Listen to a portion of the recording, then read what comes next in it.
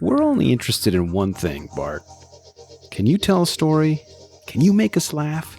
Can you make us cry? Can you make us want to break out and enjoy a song?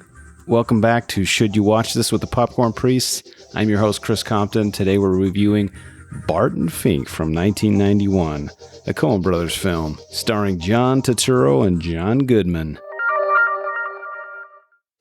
The place was Hollywood. The year, 1941. I create for a living! I am a creator! This is my uniform! I got 20 writers under contract! I can ask for a think-type thing from! I know I shouldn't ask. I just need some kind of help. I have a deadline tomorrow. I need help. My name's Charlie Meadows. I guess we're neighbors. His passion. His masterpiece. His nightmare. Are you a writer, Mr. Fink? Barton Fink. This film received a 7.7 out of 10 from IMDb and a 90% on Rotten Tomatoes from the critics and 89% from the Joe Schmoes. This is the first film to win all three major awards at Cannes: the Palme d'Or, the Best Director, and Best Actor. And it's got my boy Roger Deakins, Director of Photography, in this, which, man, if you look at the list of stuff that this guy's done, it's really good. But you'll have to listen to our review of Barton Fink to get that answer. Enjoy. Welcome back to another episode of the Popcorn Priest, your host and guide through Hollywood. We are joined with Cole and Taylor yet again, and we have just screened Barton Fink, 1991 R-rated comedy, drama, thriller. I don't really think any of those fit. I don't know. Directed by the Coen Brothers, New York intellectual Barton Fink comes to Hollywood in 1941 to write a screenplay, but he soon finds himself with a severe case of writer's block, as a bizarre sequence of events distracts him from his task. Released in 1991 with a runtime of 1 hour and 56 minutes, starring John Turturro and John Goodman. Whew. That was a doozy. It certainly is a movie, Cole. Taylor is frustrated because he wanted to watch Get Out, and Cole would not oblige. But I actually wanted to see this for a while now, and It's weird. yeah, it's not what I thought it was going to be at all. It's a lot slower than a lot of their movies. That's the general tone of Coen Brothers, is you never know what's going to happen. It's so random. It's like I would say, as far as pacing goes, it's like the slowest thing they've done that I've seen. Yeah, what about the hula hoop? I thought that movie's fun. It's got like a screwball, I think Miller's Crossing moved way slower. That thing was a real pop boiler. I don't know. There's crime and stuff going on in that. But it was just it was a lot of build-up of tension before. Oh, it was so good though. That end scene. But the what was the other one? I didn't see the romantic comedy. I don't know if that's good or not. Intolerable Cruelty. I never saw that one either. Yeah, it was better than some of their films that I've watched with you gentlemen. What? Which ones?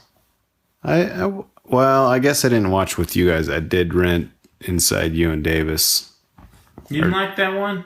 I guess that's a slow mover now that you mention it, but I really liked it. I really like the music in that. I think it's like Oh Brother Where Art Thou, where it's a good show, but then the music. It's also, that movie was right of a serious man in a lot of ways, a lot of thematic ways. I liked A Serious Man. It was. You didn't like Inside Ewell and Davis? Nope. Why not?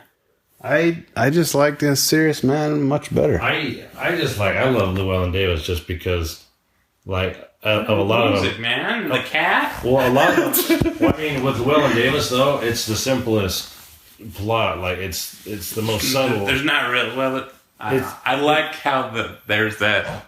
It's just that aspect of just no matter what's getting in his way, he's just wanting to find some place to play. He's just wanting to express himself with music.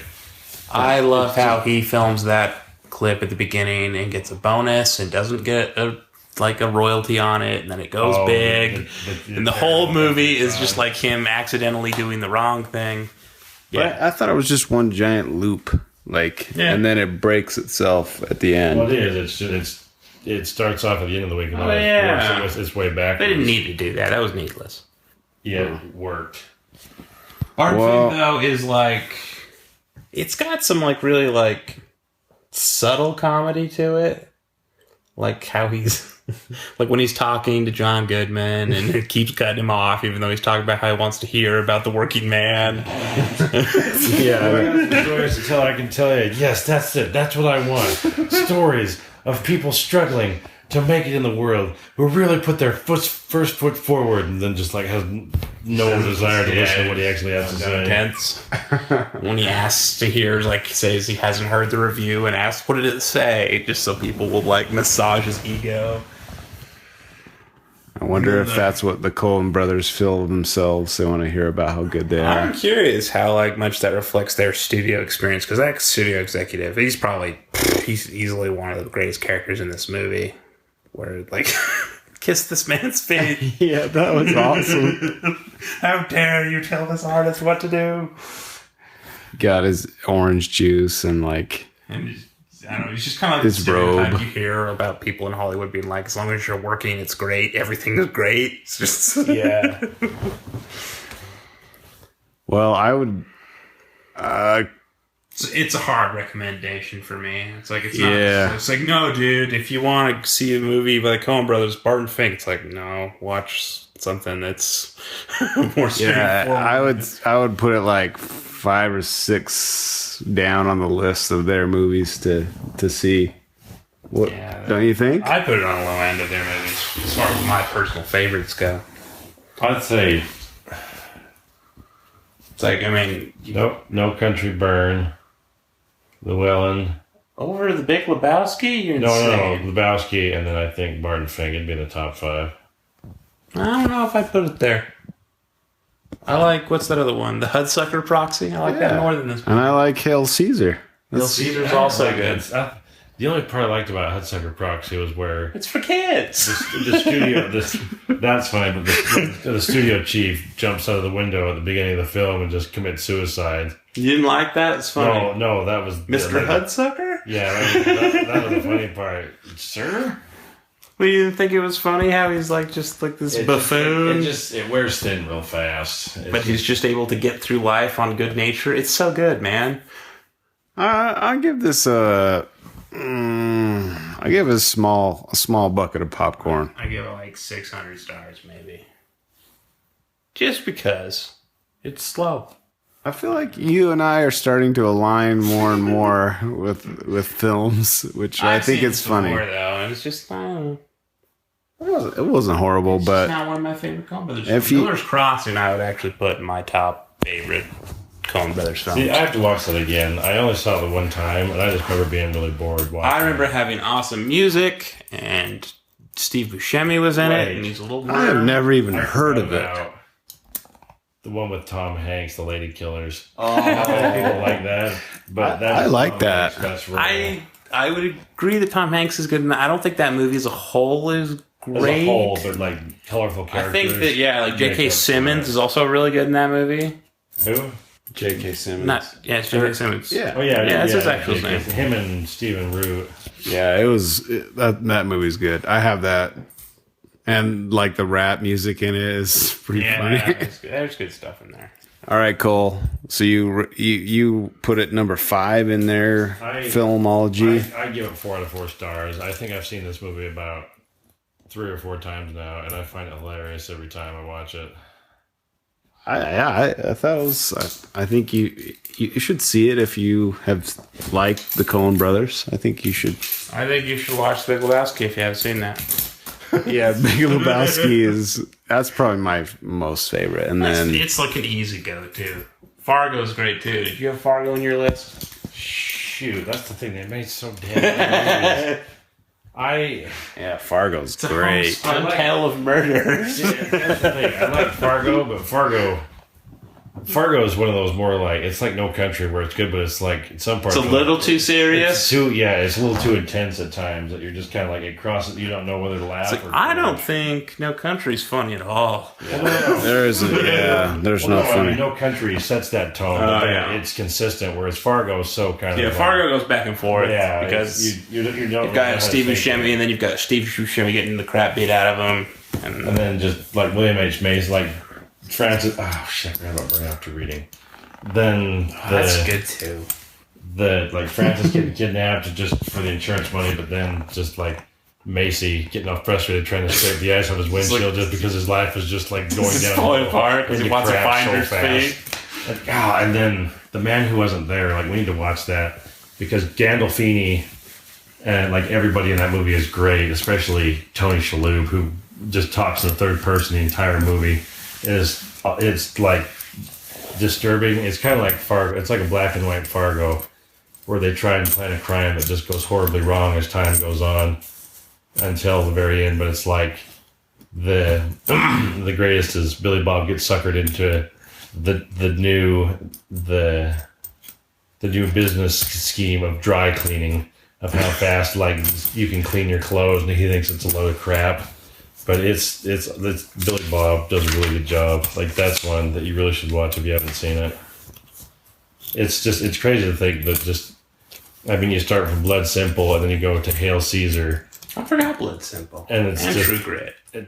True Grit's pretty straightforward and serious. True. Yeah. Not my favorite of them though. Yeah, It's good though. It's good. It's well made, but it's like it doesn't. It's toned down. It's not what you want. It's not No Country for Old Men. Yeah. Which, I mean, as far as westerns go, I mean, it takes place in the '80s, but it does not matter.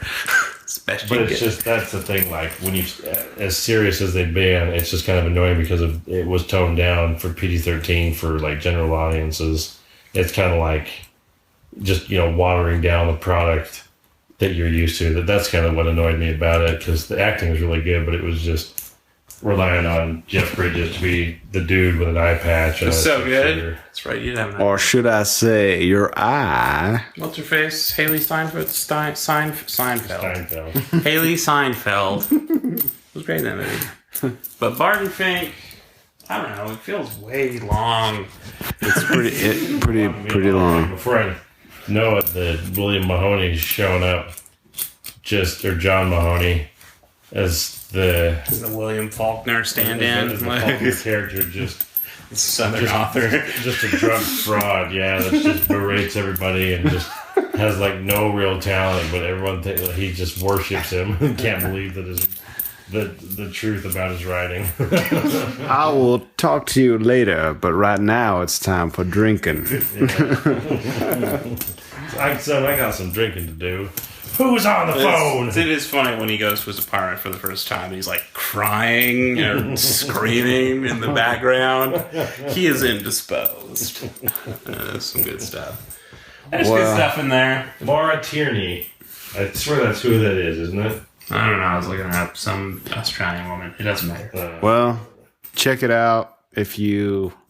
But no, if you haven't seen a Coen Brothers movie. That's what I say. This is not your entry, your gateway into Coen Brothers. Maybe if you're a writer and have like experienced writer's block, it would have some like some. Or if you're if you're a creator of things. I'm not, so I have to. Good. I think. No, I mean, it's true though. The more I think about it, everybody else in the with Miller's Crossing. It's Byrne and Turturro that make that movie. Like, everybody else, it's just kind of, they don't. It's really weird. There's a lot of no-name actors. At least it feels that way. Yeah, but once it starts building, like Turturro and Byrne, like Turturro's great. I think that's Gabriel Byrne's best movie. Like, how intense he just gets towards the end. Like, that whole last half an hour of that movie is insane. John that one. John Goodman was awesome in John this. Goodman. I can't believe He's an American treasure. Next to beating up. When he dies, I'm going to sob for hours. Next to beating up George Clooney and Tim Blake Nelson under a tree at a picnic to steal their money as a Was a one-eyed Cyclops preacher. yeah. So Oh my good. gosh, I was feeling the mad peckish. Yeah, he's good. Anything he does. Yeah. To watch. 10 Cloverfield Lane. Yeah, 10 Chlorophyll Lane. Gotta check that out. Amazing in that. Is this like crazy prepper? Oh, it's Yeah. crazy. Well, and this is dedicated to John Goodman. John Goodman are like long lost, like twin brothers separated. Yeah. Well, until next time, this is the Popcorn Priest signing off.